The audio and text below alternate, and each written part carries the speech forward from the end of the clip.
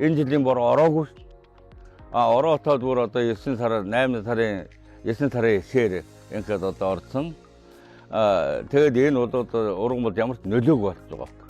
Энэ намар ганццайгаа дараас одоо ураг сураагаагүй ийм компаниуд аж ахуй нэгжүүд байгаа. Тэн гадраас олгосон одоо хөнгөлөлтөд дээд хугацааг доох хэмжээгээр хойшлуулж өгөөч гэсэн ийм хүсэлтийг олон одоо тариаланцад тавьж байгаамаа.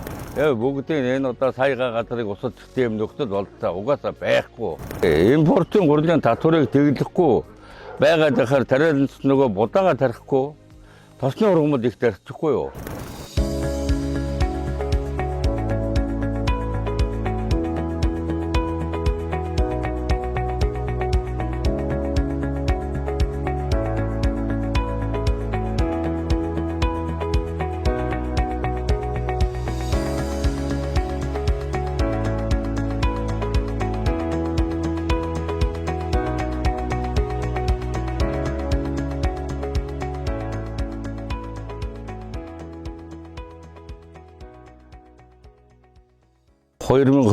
оны хувьд манай Сэлэнг аймгийн сайхан сумын тариаланчид хавар болоод одоо нийтдээ бүгдээр нэлээд их тариалалтаа хийсэн. За энэ засгийн газрын шийдвэрээс шалтгаалаад одоо нөгөө Улаанбуудаа тариалалт нь арай бага болоод тосны ургамал тариалалт нь нэлээд ахиу байдалтай тариалагдсан. За энэ байдал бол энэ жилийн ургацын хувь саянд бас зохих хэмжээний нөлөө үзүүллээ. За 400-500 газар тосны ургамал тарьчаад энэ намар ганццайгаа дараас одоо ураг сураагаагүй ийм компаниуд аж ахуй нэгжүүд байгаа. За манай компани хувьд бол 1100 газар Улаанбуудаа тариалсан. За нэг 150-60 газар тосны ургамал тариалсан байгаа. Харин Улаанбуудаагаа бол бид нар ихэнх нь өрнсөн тариалсан. За ер нь нэг 130-40 газар гуурсанд тариалсан. За энэ гуурсан тариалсан талбайдаа бол одоо олон дахин бордоо татаж гангаас эрсдлээс хамгаалах арга хэмжээ авсан учраас бас гайгүй урагт авцсан. Ер нь тэгээд энэ жилийн хувьд бол Монголын газар тариаланд өрнөш маш их чухал юм гэдгийг бол одоо харуулсан, нотолсон нөгөө олон одоо 60 гаруй жил ургамал газар тариалангийн эрдэм шинжилгээний хүрээлэнгийн эрдэмтдийн одоо хөлсөө туслуулж бий болгосон онолыг амьдрал дүнээ юм гэдгийг баталсан ийм л одоо жил боллоо гэж би ойлгож байна. За яг хөө ер нь өрнсөн тарьсан газар бол бага хэмжээний урагт авсан. За гуурсанд олон дахин жил давтан тариалсан газруудаас бол ерөөс урагт авч чадаагүй. Энэ зөвхөн одоо Сэлэнг аймгийн баруун талын сумд битээ хэл Төв аймаг тэгээд одоо ер нь Сэлэнгийн одоо зүүн хараа, баруун хараа гэдэг энэ Төв аймгийн ихэнх сумдаар энэ айхтарган нөлөө үзүүлж урагт огт хураагдаагүй ийм одоо асуудал гарлаа. За энэ эрхслийн одоо тариалалтын үйл ажиллагаанд бас эсрэг муу нөлөө үзүүлэхээр ийм боллоо. Тэгээ одоо хүн болгонд одоо тариаланцад юм болохоор л одоо засгаас юу байна ингээд өөрсдөө өчгөл ингээд гуйдаг гэж ярьдаг байхгүй юу? За тэр бол одоо тийм нэг айхтар өсөөлгöd байхгүй шүү дээ.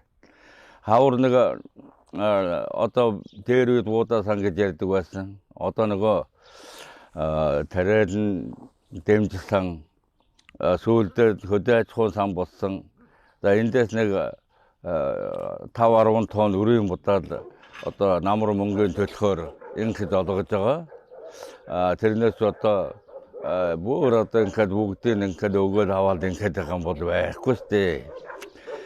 Тэгэхээр ер нь ихэнх тариалантууд бол ингэж ярьж байгаа. Ер нь бол энэ 2027 оны хаврын тариалтын зориулд засгийн газраас олгосон одоо хөнгөлтэй дээд хугацааг зохих хэмжээгээр хойшлуулж өгөөч гэсэн ийм хүсэлтийг олон одоо тариалантад тавьж байгаамаа. Ер нь ингэхгүй юм бол цаашдаа газар тариалангийн үйлдвэрлэл бол одоо их эвгүй байдалд орохоор ийм байгаа. Энэ дунд одоо айхтар технологийн тийм одоо буруу үйл ажиллагаа бол хийгдээгүй. Яг уу зүгээр зарим газар бол нөгөө уран ширхэг хэмжээг дэндүү багасгаснаас болоод бас эрсдэл гарах нь гарсан. Тэгэхээр энэ бүгдэд бол цаашдаа бас бодох ёстой. За уран шиг бол заавал эргэлтийн талбайд тодорхой хувьд хийх ёстой. Өөрөөр хэлэх юм бол эргэлтийн талбай 20% тэр компанид уран шигтэй байх юм уу? 30% нь байх юм уу? 40% нь байх юм уу гэдгээ тэр тухайн одоо орон нутгийнхаа байдлаас шалтгаалаад аж ахуйн нэгдүүд шийдэх ёстой байна. Тэгээд энэ уран шиг хийхдээ бол заавал цулгуун уран шиг гэдэг алба байхгүй шүү. Бидний чинь одоо эзэмшилт уран шигж болж байгаа, ногоон бордуур уран шигж болж байгаа, зурваслан тариалтанд оруулж болж байгаа, өн зурвастаа байгуулж болж байгаа. Ийм байдлаар одоо уран шиг бол ямар нэгэн хэмжээний салхи усны илэгдлээс хамгаалсан байдлаар уран шиг хийж болж байгаамаа. Тэгэхээр уран шиг гэдэг яриад байхаар одоо энэ хоцрогдсон үгэн тэгж бодоод байх шиг байгаа юм. Угаасаа энэ чинь онл амьдрал нь Монголын газар тариаланд байгаа ганц амин сүнс нь л энэ юм шүү дээ.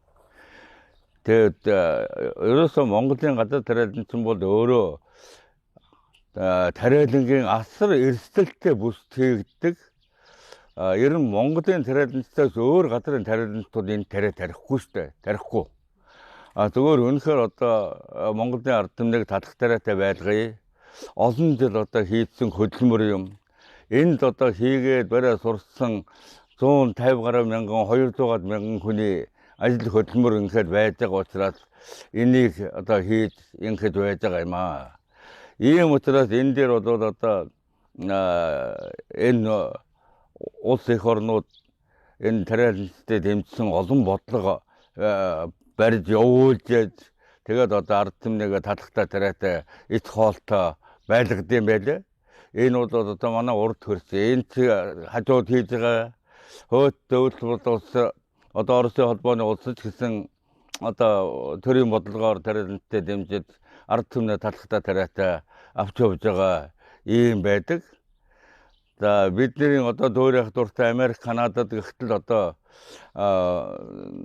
улсын бүхэл бүтэн даатгалын систем тариалангийн үйлдвэрлэлд үйлчилж яадаг. Ийм учраас одоо тариалантын тариад юмаа хийгээд ингээд амьдраад явдаг ийм л одоо байгаа юм шүү дээ. Тэгээд ингэхгүй болвол энэ одоо газар эдгүүрт эзэмшээдэнгүй бол ингээд одоо хаягдах, нуугдахад хүрнэ л дээ. Тэгээд ер нь бол зарим улсууд их ярьдаг л дээ. Энэ тариад архаа болчиход гаднаас гуугаад аваад байж болдго юм уу гэдэг. Нэгдүгээр хийгээ сурцсан юмаа хүн хийх л ёстой. Хоёрдугаар ороо уулгаа хажуу байдлаас давсгуугаад байдаг айл нэг гоё харагддгүй штэ. Яасан ч арчаагүй юм даа гэж ингээд амт хоорондоо ярьдаг. Тэрнтэй л адилхан болно штэ. Энэ монголчууд ямар ч арчаагүй юм дээ.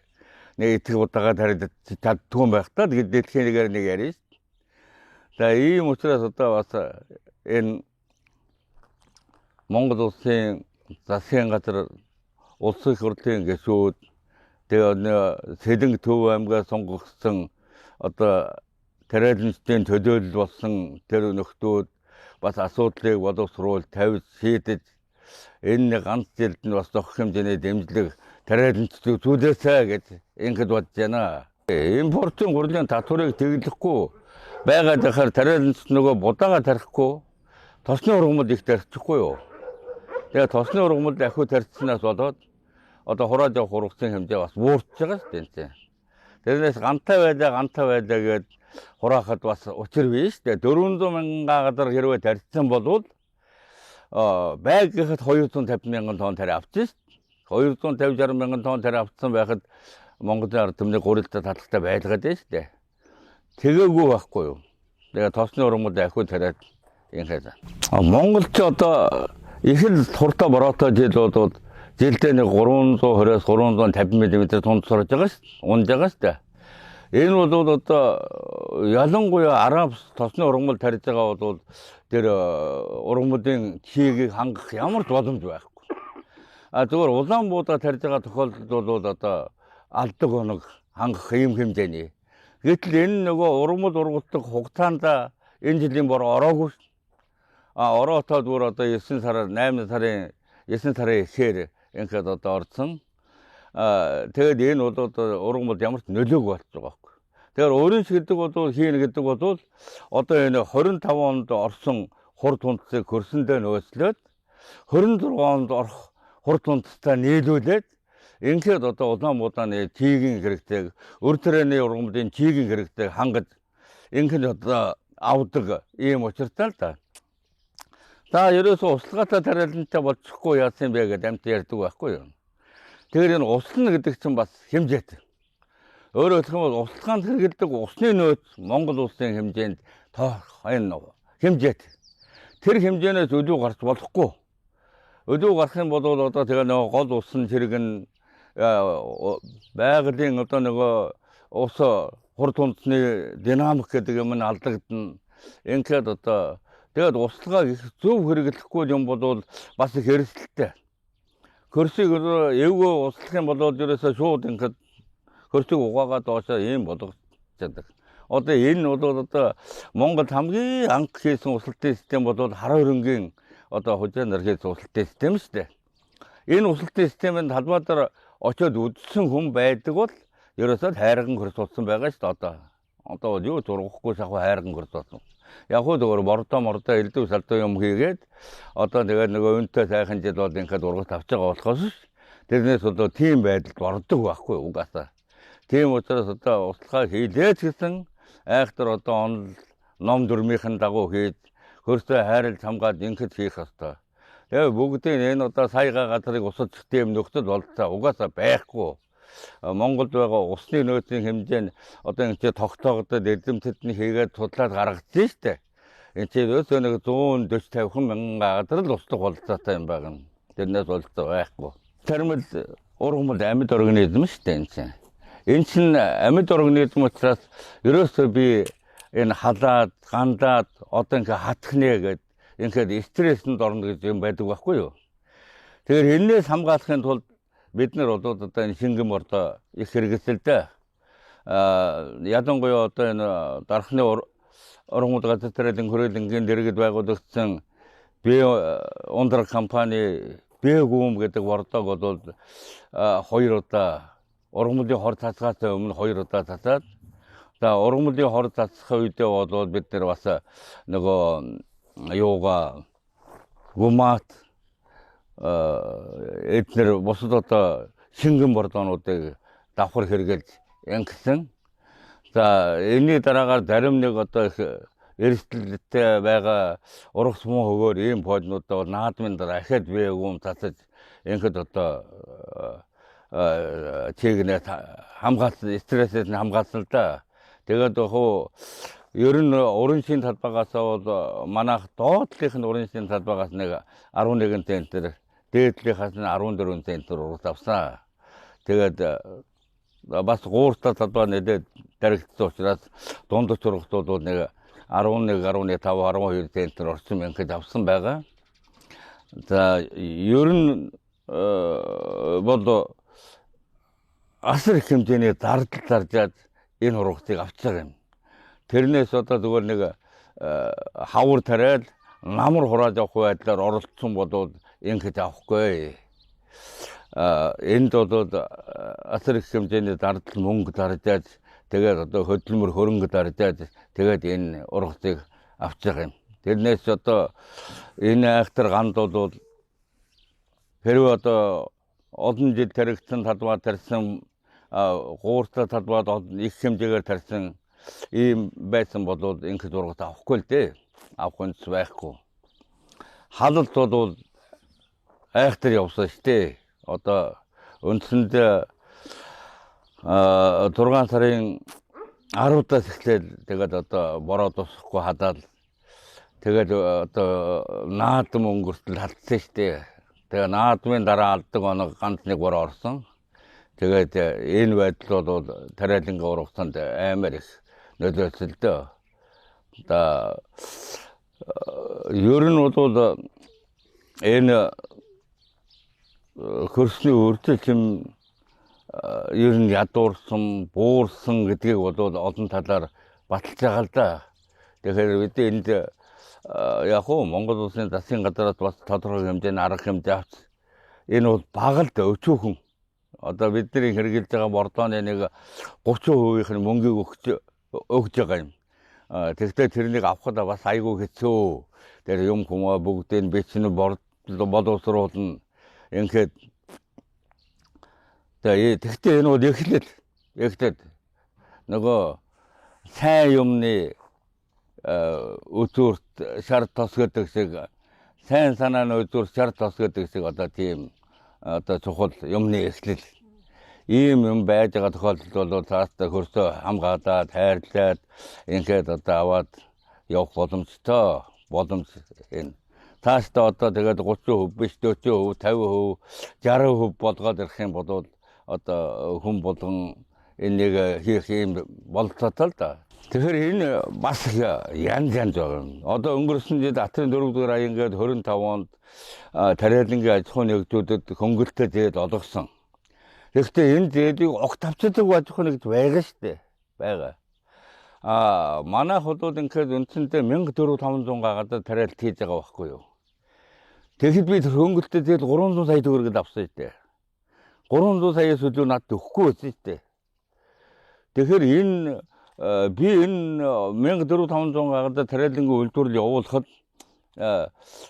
зөв зарж байгаа зардал нь бол өөрөө тэрбум төгрөг гарна шүү дээ. Бараг тэрбум төгрөгийн зардал заржаад энэ одоо урагшийг авч байгаа шүү дээ. Тэгэхээр тэрбум төгрөгөнд 300 сая төгрөг багш. Энэ их дэмжлэг биш шүү дээ. Тэгэхээр би бол бас Монгол улсын хөдөлмөрийн баатар Гавьяа Тагирном энэ тариалангийн үйлдвэрлэлд одоо 45-6 жил зүтгэсэн энэний хүчин тэр 300 сая төгрөгийг олж байгаа шүү дээ. Ингээд чадаагүй улсууд бол аваагүй, авч чадаагүй улсууд зөндөө байгаа шүү дээ. Байгаа. Юмаа өрдүүлээд төгсөлдөд байгаа мөртлөө авч чадахгүй байгаа улсууд зөндөө байгаа шүү дээ. Тэгэхээр би бол хүм болгон тэр төр засгийн дэмжлэгэнд хангалттай хүрч чадаагүй гэж бодож байна. Чадаагүй. Ер нь дэлхийн аль улс оронд тариалангийн үйлдвэрлэл төр засгийн дэмжлэгэнд явд юм байдаг. Тэгээд заавал дэмжээрэй гэж яриад байгаа юм биш шүү дээ. Тий. Дэмжих ёстой нэг хэсэг байна. Дэмжихгүй ёстой нэг хэсэг байна. Тэгэхээр дэмжих ёстой нэг хэсгээ бол дэмжмээр байгаа байхгүй юу. Энэ ч одоо Монголын газар тариалан чинь 2000 он гэхээр 1990-ад оны сүүлээр одоо нам унсан шүү дээ. Нам унахсан энэ газар тариалангийн үйлдвэрлэлд хэтхэн буурдал үлдсэн шүү дээ. Улсын хэмжээгээр 70,000 гадар тариалан ирж байсан. Одоо найрамдлын телефонгоо, найрамдлын авирмэдгоо, одоо жаргалантын Баатар жавгоо, одоо энэ манай номгоны энэ висгоо одоо бүгд бараг ихэнх нь талигажуулсан дөө. Дийгээд ийм нэг энэ гадар тариалангийн үйлдвэрлэлд үнэнчээр зүтгэж явдаг энэ хэтхэн хүн үлдсэн байсан шүү. Тэгээд ийм одоо үнэхээр одоо гадар тариалангийн төлөө зүтгэж яваа энэ ард түмнээ бол дэмжих хэрэгтэй байгаа мó. Цаашдаа дэмжлэг байхгүй гэх юм бол буцаад нөгөө гадар тариалангийн үйлдвэрлэлийн уналтанд ороод 90-ад оны энэ байдал руу одоо шилжиж штэ. Энэний нэг айхтар юм нь бол одоо тэр нөгөө импортын газрын татвар байхгүй юу? Гурил будааны импортын газрын татвар бол одоо 24-23 онд бол бас их туйлдуулсан шүү дээ. Туйлдуулсан. Тэгээд туйлдууд байж адилт нь нэг секундуудаа гэтэл авчираад одоо энэ 25 он их айхтар ганц нь ингээд одоо тариалантыг хүнд байдалд оруулчихж байгаа байхгүй юу. Тэгэхээр дэмжээч гэдэг байгаа нь юу гэхээр зэрэг зүгээр өгөөч гэж байгаа юм биш байхгүй юу. Тэгээд 25 онд тариалтан зөрүүдэд өгсөн зээлийгээл тодорхой хэмжээний хугацаагаар хойшлуулчаач гэсэн ийм хүслүүдийг тариаланчид тавиад байгаа юм байлаа. Би ч гэсэн тавьж байгаа юм. Яагаад тэгэхээр зэрэг энэ одоо 26 онд ахиад гам болохгүй бид нар бол өөрснөө хүсэхгүй байгаа шүү дээ. Аль бол 26 онд урагш авчи энийг одоо нөхөд хийчихье гэсэн ийм хүслэр мэдээд бидэнд байгаа болохоор төр хугацаагаар хойшлуулаад өгөө тийм юм яриа тавиад байгаа шүү дээ. Улсын их хурлын засгийн газрын улсын хурлын тогтоол гараад тариалангийн бүс нутаг тодорхой заасан шүү дээ. Тэрнийг хэрэгжүүлж чаддаг бол мадын тухай асуудал яригдахгүй байхгүй юу? Гэтэл тэрнийг хэрэгжүүлж чадах ямар ч үндэс байхгүй. Үндэс байхгүй болохоор тэр нөгөө мад нь байсаар л байгаа шүү дээ. Тэгэхээр энэ одоо энэ хөдөө аж ахуйн яамнаас энэ жил боловсруулалт тавьсан асуудлууд их зөөвөлдөө. Одоо энэ Сэлэнг Төв аймаг тариалангийн бүс нутгаа тариалан сүүрэн малгааны мадаж хүн бүс нутг болгоно гэж зөвлөлт тавиад байгаа. Энийг л одоо хэрэгжүүлж чадах юм бол бидэнд болж байгаа юм. Хоёрдугаар асуудал бол бид тэр болтол одоо манайх бол ихэнх талбайгаа бол ингээд хашаатаа болгосон байхгүй юу? Хашаатаа болгосон. Одоо мал хашааны гадуур дүүрэн байна. Хашаан дотор хамбаа явж байгаа учраас тариагаа авч болж байгаа. Тэгэхээр энэ малчдад бол амар нэг ойлгуулмаар энэ сумын захиргаа энэ төрийн албаны албан хаагчид энэ сум болгонд нэг хөдөө аж ахуйн алба гэдэг нэг газар байгаа шүү дээ. 2-3 мэрэгчлэнтэй. Энэ мэрэгчлэнгүүд нь засаг дарга нар нь, орлогч дарга нар нь энэ малчдтай энийг аягүй сайн ухамсарлуулах хэрэгтэй юм. Ядаж хашаа битээ эвдэлтэй. Хашаа эвдэх чинь хуультай юм шүү дээ уг нь. Хуулиндаас нь арга хэмжээтэй. Бүр одоо 20 хялттай байхгүй. Гэтэл хашаа эвдэж мандаа оруулаад байгаа байхгүй. Одоо энэ жил манай энэ суманд хөдөө аж ахуйн яамнаас бодлогоор аягүй сүрхээ ажил хийгээд нэлээд хэдэн тариалангийн талбайд ингээд өөжүүлээд мод тарьсан. Мод нь хөөх ургасан. Биднээс гантаа дэлгэхэд бол бид нар бас зовх өөрснийхөө чадлаар арга хэмжээ авсан, усулсан, тордсон. Тэгээ одоо энэ үед нөгөө мод тарьсан талбаар өөрөнхөд мадаа тавиад оруулах юм бол нөгөө хэдэн мод нь бүгд байхгүй мод зулгаагаад итсэн. Тэгээд ийм юмнуудаа бол одоо төрийн байгууллагаас бол аягүй сайн анхаарч малчдаа маш сайн таниулж хэлж ядаж тэр мод тарьсан талбай хашааг эвдэхгүй байгаасаа гэж би ингэж хүсэж байгаа юм. Тэгээ нэгэнт одоо энэ чинь тэр хашаанчин талбайны тодорхой үеийн одоо шом монгийн хөдөө аж ахуйн яамны зардлаар гарсан байхгүй юу? Тэгэхээр энэ минийх биш уг нь төрийн хашаа байхгүй юу? Тэгээ энэ төрийн хашааг одоо ингээд суутахад эвдээд байж болохгүй л дээ. Болохгүй юм шиг байгаа юм. Тэгээ тэхгүй л баг таа. Тэгэхээр энийг бол одоо тэр ерөөсө тариа хураагаал дууслаа. Маргааш нь малчид ингээд малаа боож руу шууд хашааг нэвдээд шууд оров. Тэгээд хураагаал дуусан талбар руу хашааг нэвдээд шууд. Харин зарим нэг ухамсартай нь бол бүр тататаа дэлгээ хийчихгүй хаадгаар юм уу өөр газараар хаалга гаргаад оруулахаар айгүй баярлж байгаа шүү дээ бид нар. За тататаа дэвчихөөгөө ингээд хаалга гаргаад оруулчихлаа яамаа да.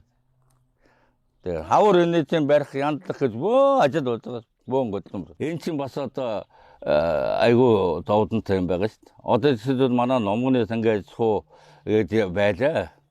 Тэгсэн манай номгоны сангийн суу чинь нэг 6,000 хонтой 8 дүүнэний фермтэй. За тэгээд 2-3 дугаар адуутай ийм л сангийн суу байсан шүү дээ. Одоо энэ номгоны нутаг төв сайхан сум номгоны сангийн суу гэж байсан тэр нутаг төвсгөр дээр одоо 300,000 мад байна шүү дээ. 250-аас 300,000 толгой мад байна. Тэгэхээр нөө бэлчээрийн даац маа энэ тэр бол ерөөсөө байхгүй. Одоо энэ байдлыг тааштай халж тэр сүүрэн малгаана малчгүй шилжихгүй бол бэлчээрчгүй болно, тариачгүй болно. Тариалангийн талбайч байхгүй болно. Энэ бол ерөөсөө одоо асуудал шийдэгдсэн тодорхой ийм. Энэний талаар тэр нэг Германы нэг эрдэмтэн сүрхээ бичсэн байлаа. Ёстой үнэн имийг өтсөн байлаа. За одоо тэр Тэгээ одоо манайхан ч гадны хүний сонсохтой аюул дуртай. Тэрнийг сонсох байх гэж би бодоод байна. Манайхыг сонсохгүй л дээ. Ерөөсөө Монголын газар тариалан болоод асар эрсдэлтэй тариалан гэдгийг би дээр ярьсан. Тэгэхээр энэ эрсдэлтэй тариалан руу орж ирж байгаа хүн бол ерөөсөө тэр технологийн юмыг их сайн эзэмших хэрэгтэй. Тэр өөрийн гэдэг юм заавал тодорхойгоор хий. Тэр дардал мөнгийг даржаа жургана. Дардал мөнгийг дарахгүйгээр тариа ургуул тэгээд одоо их хэмжээний машиг орлого олдог гэж бол байхгүй. Энэ чинь дэлхий баталцсан шүү дээ. Тэр дэлхийн их олон тэрбумтын дотор ч одоо тариа тэрбумтан болсон хүн гэж байна уу? Би л сонсоогүй. Тэгэхээр зэрэг энэ бол одоо ард түмнийхээ сайн сайхны төлөө цагаан зам татуулсан буйны үс юм байгаа юм. Тэрнээс одоо тийм нэг хайхтар бизнесийн юм бол хараад хэрэггүй юм байна. Тэгээд энэ буйныхаа ажлыг аягүй сайн хийгээд үнэн сэтгэлээсээ зүтгээд технологи гэдэг юм уу аймаар сайн бариад ингээд одоо ажиллах юм бол ураг таваадаж болно. Ер нь би хэлж байгаа юм биш. Монгол улсын хөдөлмөрийн баатар Жаргалантын сангийн ерөнхий агроном байсан Жанчууга. За манай Орхон туулын сангийн ерөнхий байсан Монгол улсын гавьяат агроном Цэрэнгуй. Инг талын сангийн ерөнхий агроном байсан гавьяат агроном Цэрэнгуй. Эднэр манай ерөөгийн шархуу гавьяат эднэр бол тэгж ярьдаг байсан. За өөрөөсөө үнэн чанартай сайн хийчихээд тэгээд тэр чи хаалтын боловсруулалтаа цагаатахгүй аваад ингээд одоо хөрсөөнөөс чигээ уурсуулахгүй технологи хугацааг зөв баримтлаад ингээд тариалсан тогтгол ямар сантажил 10 цент урагт авна шүү гэж ингээд ярьдаг байсан. Эднэрийн хэлсэн өгсөө миний үг биш. Тэгэхээр энэ одоо мундгууд бид нар мундгууд гэдэг байхгүй юу? Энэ газар тариалангийн мундгуудын тэр юуг одоо дагах юм бол болохгүй юм байхгүй болно.